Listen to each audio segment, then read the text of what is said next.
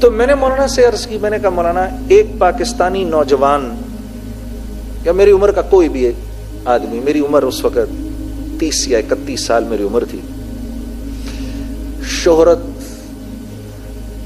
اتنی کہ میرے تصور سے بھی باہر کی بات, مال بھی اتنا, نام بھی اتنا.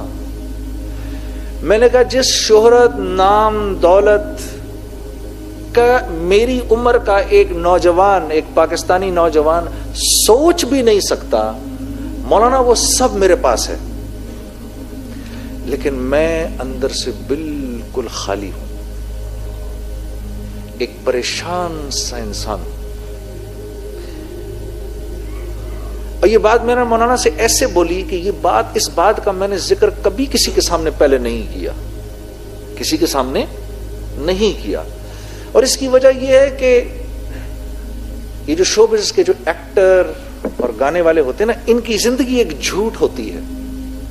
جب آپ ایکٹر کو دیکھتے ہیں تو اس کو دیکھ کے آپ جانتے ہیں کہ یہ جو کچھ بھی کر رہا ہے جھوٹ ہے, یہ جھوٹ ہے, یہ ایکٹنگ کر رہا ہے, یہ جھوٹ ہے جو بھی کر رہا ہے. اور آگے سنو, وہ یہ جانتا ہے کہ آپ بھی جانتے ہیں کہ جو کچھ وہ کر رہا ہے وہ ایک جھوٹ ہے.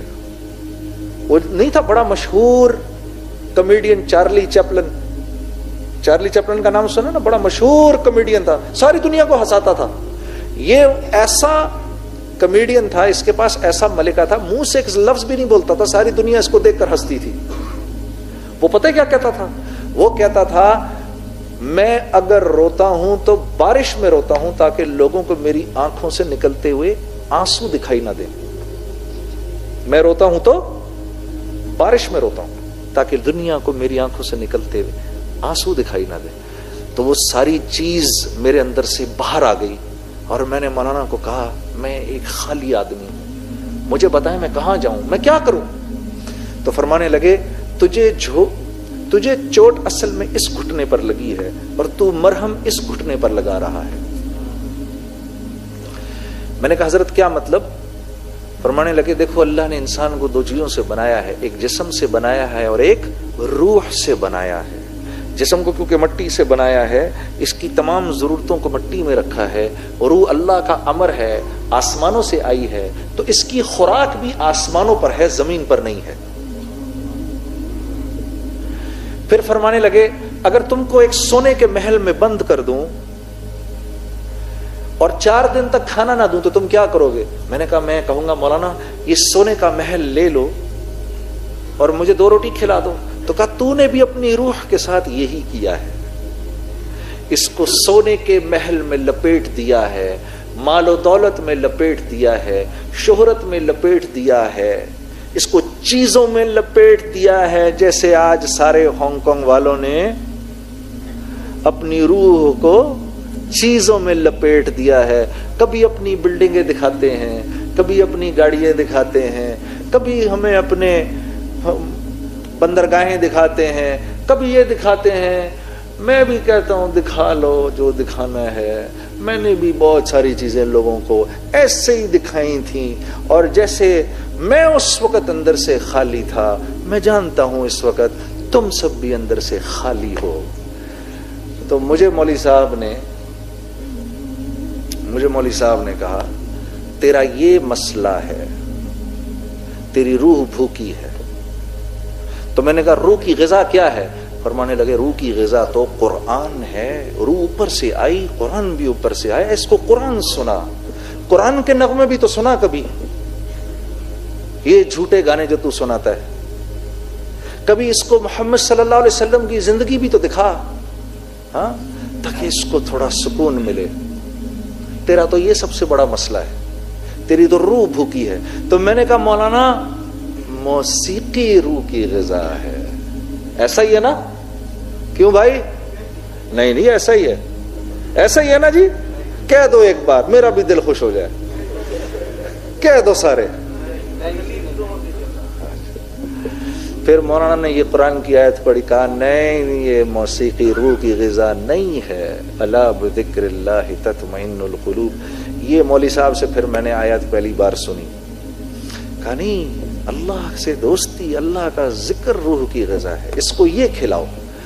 تو میں ایسے اپنا دل پکڑ کے تو اس سے بس بے چین ہو گیا. میں نے کہا ہائے میری عمر تباہ ہو گئی، ہائے یہ کیا ہوا. تو کہنے لگے کچھ نہیں ہوا، تو ابھی توبہ کر لے، تیری زندگی بھر کے گناہ جو ہیں اللہ ان کو نیکیوں میں بدل کے تجھے لوٹا دے گا. ہاں تو ابھی توبہ کر لے. میں نے کہا مولانا میں نے توبہ کر لی. ہاں میں نے توبہ کر لی.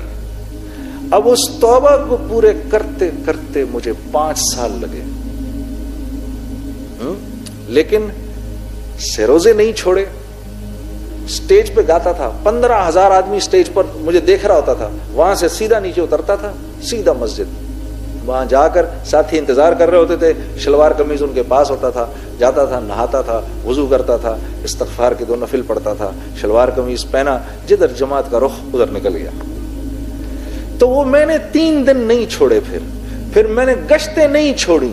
لوگ میرا مذاق اڑاتے تھے، لوگ میرا مذاق اڑاتے. آپ تو کیا کرتے ہیں، خود یہ کر رہے ہیں اور اوپر سے تبلیغ کر رہے ہیں. میں نے کہا ہاں جی وہ بھی کر رہے ہیں، یہ بھی کر رہے ہیں، آپ دعا کرو اللہ وہ چھڑوا دے، یہ شروع کروا دے.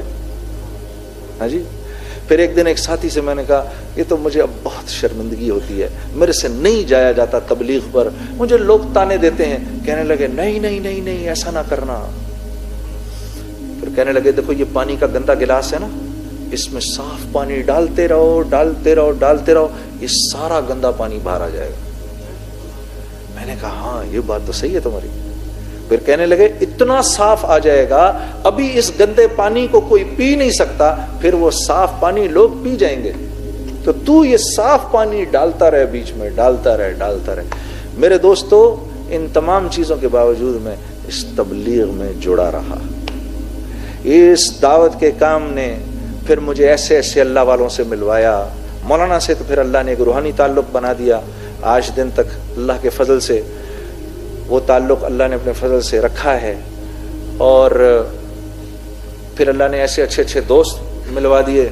میں اپنے ساتھ ابھی اپنے ایک دوست کو لے کر آیا ہوں، سہیل نام ہے اس کا. ہم دونوں ساتھ آئے ہوئے ہیں. ہم دونوں نے پھر کام شروع کیا. نہ کپڑے کا کام انہوں نے پہلے کبھی کیا، نہ میں نے کیا.